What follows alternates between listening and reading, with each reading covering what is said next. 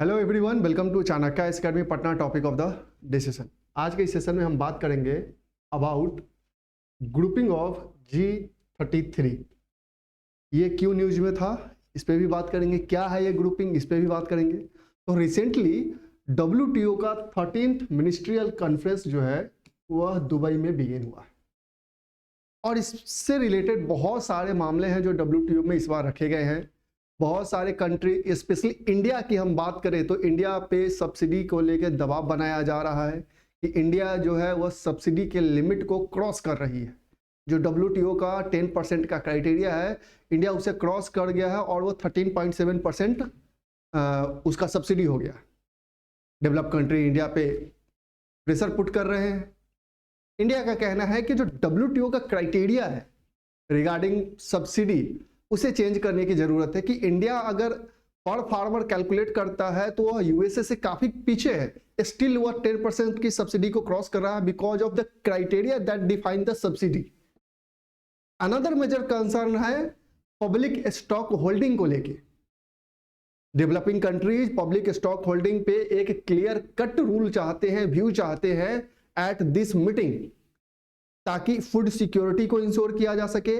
जो developing countries है या लिस्ट डेवलप्ड कंट्रीज है उनमें हंगर के इशू को सॉल्व किया जा सके। तो बेसिकली इस पब्लिक स्टॉक होल्डिंग सब्सिडी के प्रॉब्लम्स को लेके जो डेवलपिंग कंट्री का मुद्दा है वह WTO में बहुत ही जोरों शोर से उठाया जा रहा है।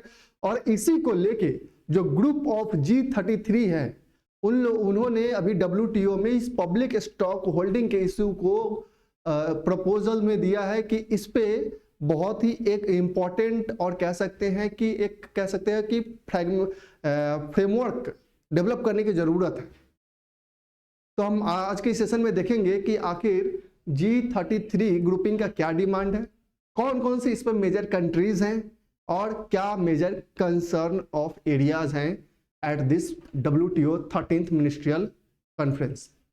Ahead of 13th ministerial conference WTO, a majority of G33 countries a coalition of developing nations। तो बेसिकली जो G33 है वो डेवलपिंग कंट्रीज का एक कोलिएशन है known as Friend of Special Products in Agriculture। have called for a permanent solution to the public stockholding for the food security। वो एक permanent solution की डिमांड कर रहे हैं ताकि वो जो फूड सिक्योरिटी का मुद्दा है, जो हंगर का मुद्दा है, आने वाले टाइम में जो और अधिक बढ़ेगा specially in least developed country, उसको कैसे वो हैंडल करेंगे, इसके लिए एक परमानेंट सॉल्यूशन की जरूरत है for public stock holding in a ministerial statement on agriculture trade negotiation. तो ये बेसिकली उनका एक डिमांड है जिसपे उन्होंने एक प्रपोजल दिया है ahead of 13th ministerial conference of WTO which began at Dubai. अब हम बात करते हैं क्या कंसर्न्स है और क्या डिमांड है। तो according to data almost 600 million people will be chronically undernourished in 2030। कि अगर फूड सिक्योरिटी को इंश्योर नहीं किया गया तो 2030 तक, जिसमें हम सस्टेनेबल डेवलपमेंट की बात करते हैं, जहां पॉवर्टी रिडक्शन की बात करेंगे, वहीं पे लगभग 600 मिलियन जो पीपल है वो अंडर नरिश्ड रहेंगे specially in least developed countries. And hunger will be increase significantly in Africa by 2030। और अफ्रीका चूंकि जो कंट्रीज है वो काफी least developed countries, African countries काफी पुअर कंट्रीज है फाइनेंशियल अगर पॉइंट ऑफ व्यू से हम बात करें तो अगर इनकी फूड सिक्योरिटी को इंश्योर करना है तो जो पब्लिक स्टॉक होल्डिंग है उस पर एक परमानेंट सॉल्यूशन की बहुत ही जरूरत है। Lack of progress in agriculture trade negotiation, including fulfill the outstanding mandate of previous ministerial conference, जो 12th ministerial conference हुआ था। Progress is key to restore trust among members and preserve the credibility of the WTO। कि जो progress है, lack of progress है जो agriculture trade negotiation में जो 12th मिनिस्ट्रियल कॉन्फ्रेंस हुआ था, आफ्टर दैट जो कमिटमेंट किए गए थे उसमें जो प्रोग्रेस है वो काफी स्लगिश है, काफी स्लो है, जिसके वजह से यह जो कह सकते हैं कि फूड इनसिक्योरिटी का जो एग्रीकल्चर में, चूंकि जो एग्रीकल्चर ट्रेड नेगोशिएशन है स्लो प्रोसेस है, तो फूड इनसिक्योरिटी के चांसेस और अधिक बढ़ रहे हैं। तो जो WTO का बेसिकली क्या कह सकते हैं जो क्रेडिबिलिटी है उसको प्रिजर्व करने के लिए लोगों के बीच में ट्रस्ट डेवलप करना जरूरी है और इसके लिए परमानेंट सॉल्यूशन बहुत इंपॉर्टेंट स्टेप हो सकता है। Developing country members right to special safeguard mechanism SSM as an important instrument against the major import surge और सडन प्राइस डिक्लाइन। कि SSM जिसे शॉर्ट फॉर्म में हम SSM कहते हैं, स्पेशल सेफगार्ड मैकेनिज्म है फॉर द डेवलपिंग कंट्रीज, जो कि बेसिकली इंपोर्ट सर्ग होता है या जो सडन प्राइस में फॉल डिक्लाइन होता है, ताकि उनसे उनको प्रोटेक्ट किया जा सके। Next, special and differential treatment for developing country members including LDC list developed countries and NFIDC must be preserved in WTO and its agreement, and non-trade concerns of the members must always be taken into account in agriculture trade negotiations। Basically इनका कहना है कि जो developed country, developing country, list developed countries है, उनके साथ जो कह सकते हैं जो ट्रीटमेंट का बेसिकली जो प्रिंसिपल है वह स्पेशल एंड डिफरेंशियल ट्रीटमेंट होना चाहिए for the developing countries and list developed countries, क्या वो एग्रीकल्चर का सेक्टर हो और साथ ही साथ जो WTO पे जो बेसिकली जो ट्रेड नॉर्म्स है, इनका जो नॉन ट्रेड कंसर्न्स है उसे भी अकाउंट में, उसे भी लेना चाहिए, उस पर भी विचार करना चाहिए।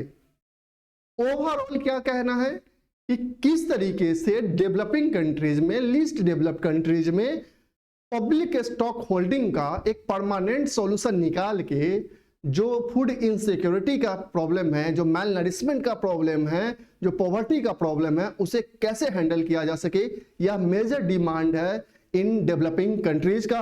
और डेवलपिंग कंट्रीज पे जो डेवलप्ड कंट्रीज प्रेशर पुट कर रहे हैं, स्पेशली जैसे इंडिया का केस आप ले सकते हैं कि सब्सिडी को लेके इंडिया को WTO में लताड़ा जा रहा है, मतलब उस पर काफी ज्यादा प्रेशर पुट किया जा रहा है। इंडिया ने क्लियर कट कहा है कि आप WTO का क्राइटेरिया देखिए कैसे वो डिफाइन करता है सब्सिडी को। तो बेसिकली यहाँ पे G33 जो ग्रुपिंग कंट्रीज हैं, वो उनका जो कंसर्न है वह परमानेंट सॉल्यूशन का डिमांड है फॉर पब्लिक स्टॉक होल्डिंग। अब हम बात करते हैं इस G33 का। बेसिकली ये क्या है, एक ग्रुपिंग है जिसे friend of special products in agriculture कहा जाता है। बेसिकली यह एग्रीकल्चर डोमिनेटेड कंट्रीज है। Is a coalition of developing and list developed countries. Despite the name G33, it has currently 47 member nation. Some of the main countries like India, China, Indonesia, Pakistan, Nigeria, Philippines, Turkey, Tanzania, Kenya and South Korea.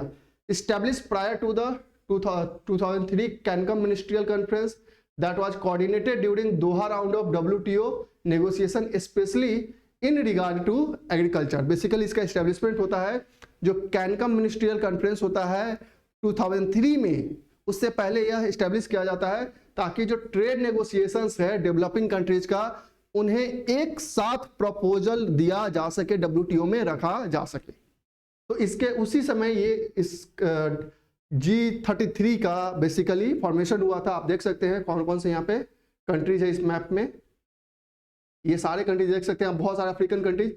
And this grouping is dominated by India because इस बार का जो ministerial conference है, 13th ministerial conference जो हो रहा है, उसमें India पे ज्यादा प्रेशर पुट किया जा रहा है बिकॉज ऑफ सब्सिडी।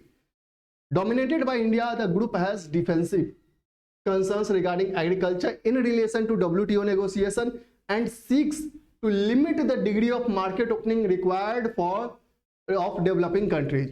कि यह बेसिकली ग्रुप क्या है कि यह इंडिया के द्वारा डोमिनेट किया जा रहा है, ऐसा माना जाता है क्योंकि इंडिया का उसमें शेयर जो है काफी अधिक है। इंडिया सबसे अधिक कह सकते हैं कि एग्रीकल्चर डोमिनेटेड कंट्रीज है, ज्यादा उसका शेयर है, दैट्स वाई ऐसा बोला जाता है।